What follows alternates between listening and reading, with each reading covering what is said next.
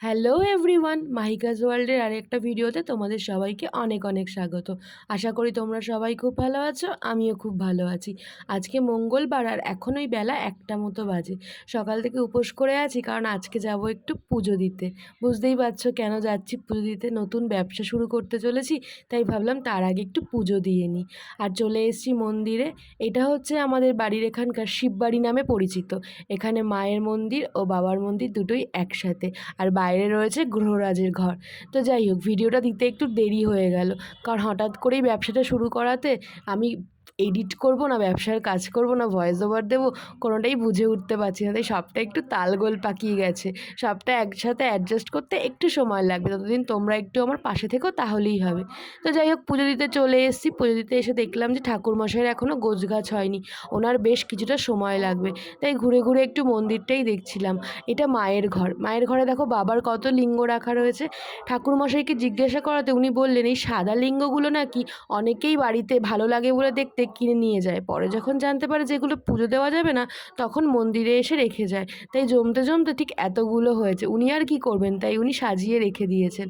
তারপরে উনি যেহেতু একা হাতে ঠিক করে উঠতে পারছিলেন না, আর এই সময়টায় খুব একটা মন্দিরে ভিড়ও থাকে না, তাই উনি আমাদেরকেই বললেন যে একটু হাতে হাতে করে দিতে। আমি ছাড়া আর একটা পরিবার পুজো দেওয়ার জন্য এসেছিল, তো আমরা দুজনে মিলে ঠাকুরমশাইয়ের কাজ একটুখানি আগে হাতে হাতে করে দিচ্ছিলাম। তো প্রথমেই যেই কাজটা আমাদের দিয়েছিল সেটা হলো জবা ফুলের মাঝখানে যে শিরাটা থাকে সেটা বাদ দিয়ে দিতে বলল। অনেক ফুল দিয়েছিল, বললো এই শিরাগুলো বাদ দিয়ে দাও, এই শিরাগুলো সমত নাকি পুজো দেওয়া যায় না। তো যাই হোক, মন্দিরের কাজ করতে আসলে অনেক কিন্তু নিয়মকানুন জানা যায়, যদিও সব নিয়ম আমাদের মনের মধ্যেই বানানো। ভক্তি থাকলে সব নিয়মটাই, কোনো নিয়মই নিয়ম না, সবটাই আর কি ঠাকুর গ্রহণ করে নেন। তো যাই হোক, উনি যখন বললেন তখন ওনার হাতে হাতে একটু কাজই করে দিলাম। বেশ ভালোও লাগছিল কাজ করতে মন্দির।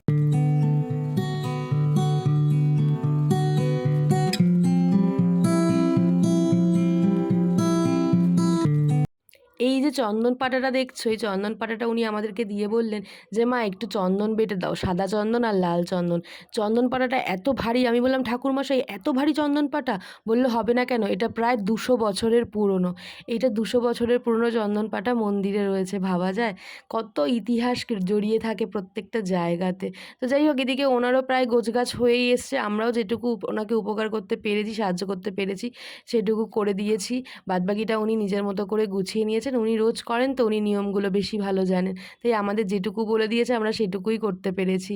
আর তারপরে প্রত্যেকটা ঠাকুরের ঘরে ঘরে ফলের থালা, ফুলের থালা, যা যা রাখার ছিল সব কিছু রেখে দিয়ে আসলাম। এবার উনি পুজো শুরু করবেন। প্রথমেই বাবার পুজো করবেন, তারপরে মায়ের পুজো করবেন। তো আমরা এবার ওয়েট করছি অনেকক্ষণ ধরে। এবার পুজো হলে ভালো করে পুজো দিয়ে তারপরে আমরা বাড়ির দিকে রওনা দেব।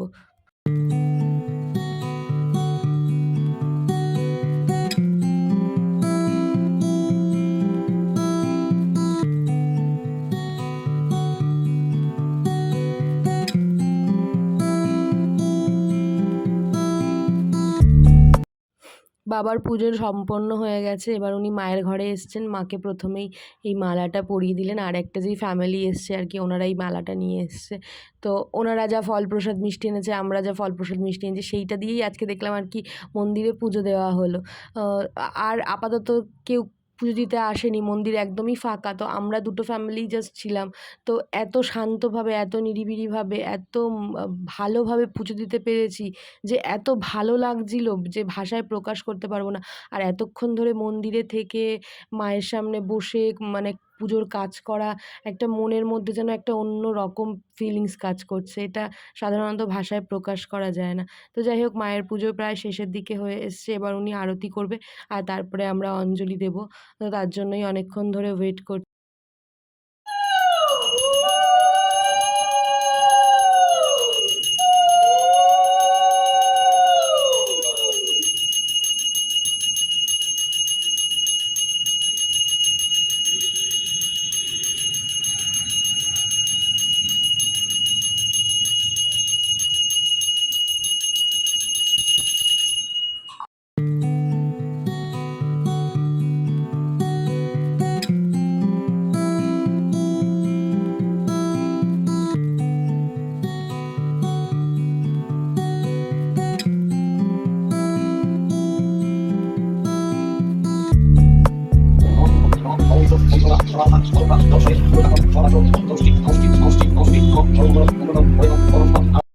হয়ে গেছে পুজো দেওয়া, বেশ শান্ত মনে ভালোভাবে পুজো দিয়েছি। আর আমার দেরি হচ্ছে দেখে বড়মশাই চলে এসে, ভালোই হয়েছে। এখন ৩টে মতো বাজে, টোটো পেতাম না, আমাকে বাড়ি নিয়ে চলে যাবে, ভালোই হবে। তো যাই হোক এসে বাড়িতে এসে মানে খেয়ে-দেয়ে একটু রেস্ট নিতে পেরেছি কি পারিনি। সন্ধ্যেবেলায় আবার এখানে এসছে আমাদের ওয়াইফাইয়ের কানেকশান নিচ্ছি। তো ওয়াইফাইয়ের কানেকশান নিতে এসছে, মানে আজকের দিনটা যে সারাদিনই তালে গোলেই যাচ্ছে। তো ভালোই হয়েছে একটুখানি, মানে সকাল, সকাল এসেছে ভালো হয়েছে। সন্ধ্যেবেলায় পোস্ট অফিস থেকে লাইন টানতে খুব অসুবিধা হয়।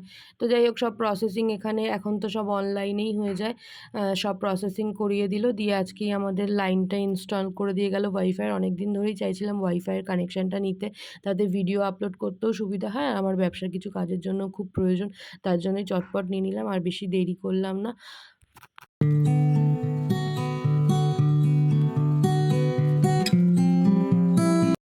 ওরা কানেকশন দিয়ে বেরিয়ে যাওয়ার সঙ্গে, সঙ্গে আমরাও রেডি হয়ে বেরিয়ে পড়েছি। শাশুড়ি মা হাতে লিস্ট ধরিয়ে দিয়েছে মাসকাবারি মাল আনার জন্য, তো সেগুলো আনতে হবে। আজকে মানে সবথেকে হেক্টিক শিডিউল যাচ্ছে। সকাল থেকে কিছু না কিছু কর্মকাণ্ডের মধ্যে ব্যস্ত আছি। তো যাই হোক ভালোও লাগে। এরকম দিন খুব ভালো লাগে যেদিনকার খুব ব্যস্ত থাকি আমি। একেকটা দিন যায় কিছু কাজ করারই থাকে না। সেইসব দিনগুলো খুব বেদনাদায়ক হয়। তো যাই হোক দুজনে মিলে যাচ্ছি মাসকাবারির মালটা নিয়ে, চট করে আবার চলেও আসবো। আর এখন তো হাবড়া বাজারে বীভৎস ভিড়, কারণ এখন চৈত্র সেল চলছে। মানুষের একদম কেনাকাটা তুঙ্গে আর কি, প্রচুর কেনাকাটা করছে লোকজন। তো এখানে ওনাদেরকে যা, যা লিস্টে আছে সেগুলো ওনাদেরকে বলে দিলে ওনারা লিখে নেয়। লিখে কত টাকা অ্যামাউন্ট হয়েছে সেটা পে করে দিলে তারপরে ওনাদের আর কি, এই দোকানটার মধ্যেই প্রচুর কর্মচারী আছে যারা সব মেপে-টেপে একদম ব্যাগে ভরে রেডি করে আপনার গাড়ি তুলে দেবে। একদম মানে কোনো সমস্যা হয় না, খুব ভালো দোকান। তো এইখানে লিস্টটা দিয়ে এখানে আবার খুচরো কিছু ঠাকুরের জিনিসপত্র কেনার ছিল, সেগুলো কিনতে আসলাম। তারপরে এই যে এখানে ওদের প্রায় আর কি মাল মাপা হয়ে গেছে, এবার ব্যাগে তুলে দিলেই আমরা বেরিয়ে যাবো। আর সবথেকে বড় কথা হচ্ছে খুব চায়ের তেষ্টা পেয়েছে, যাওয়ার পথে একটু কোথাও দাঁড়িয়ে চা খেতে হবে, সে যতই রাত হোক। তো চলো আজকে আর বেশি ব্লগটাকে বড় করব না। আ একটুখানি চা-টা খেয়ে বাড়ির দিকে যাই, গিয়ে আবার রাতে রান্নাবান্না করতে হবে। তোমাদের সাথে আবার অন্য একটা ব্লগে দেখা হবে। ততক্ষণের জন্য তোমরা সবাই ভালো থেকো। চ্যানেলটাকে অবশ্যই সাবস্ক্রাইব করে দিও। টাটা।